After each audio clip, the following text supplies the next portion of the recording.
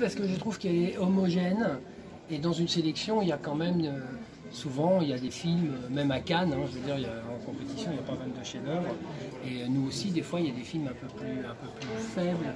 Et là, je trouve pas. Je trouve que la compétition, les films sont forts. Les premières, les films sont très costauds aussi. Quand je dis qu'un film est fort, c'est-à-dire qu'un film, c'est un film qui dit des choses importantes sur le monde, qui nous intéresse, c'est le scénario, et un film dans lequel il y a de la mise en scène. Et comme souvent je le dis, il n'y a pas de cinéma s'il n'y a pas de mise en scène. Et là, les films sont importants. Et les documentaires aussi, les 9 documentaires, d'ailleurs on en a pris 9, d'habitude on en prend 7 ou 8. On a eu que l'embarras du choix. Et si le festival avait duré 5-6 jours de plus, j'aurais effectivement fait une compétition de tous les films. Édition. Elle est heureuse. Non, vraiment, elle est heureux, il va s'asseoir, c'est la magie du cinéma, il va voir des premiers films, des films qu'il n'a jamais vus, il va voir des seconds ou troisièmes films de grands cinéastes mais qu'il ne connaît pas. Il va s'asseoir dans la salle, le noir va se faire, la magie va opérer, et moi, je ne sais pas vous, mais moi quand je vais au cinéma en public, vous voyez, je vous fais une confidence, je cours pour arriver à la séance, j'ai peur d'être en retard, tellement j'ai cette joie de m'asseoir dans le noir comme ça, d'attendre.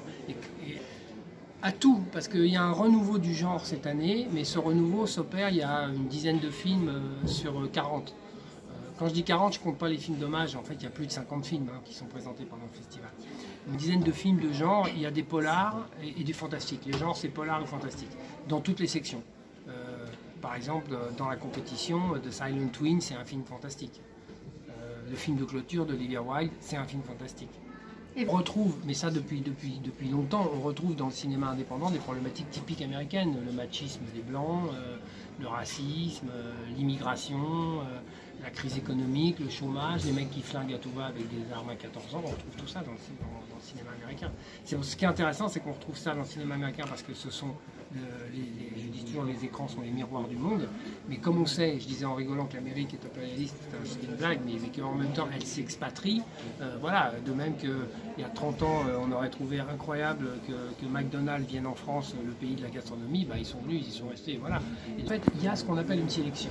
Vous voyez, par exemple, Toronto n'est pas un festival, c'est un marché, c'est-à-dire il montre 400 films, il n'y a pas de sélection. Là, il y a une sélection, c'est-à-dire il y a un choix.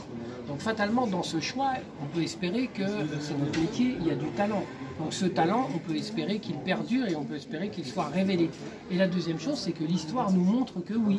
Quand je disais que Sharon Stone est venue ici, ou Julia Roberts sont venus avant d'être des stars, ou Ryan Gosling, voilà. Et nous, on a à la fois de l'intuition et du savoir-faire. Et notre rôle, c'est de sélectionner des films qui, effectivement, affirment un metteur en scène, bien évidemment. Kelly Richard, par exemple, qui a été sélectionné pour la première fois à Cannes, on a présenté tous ses films ici.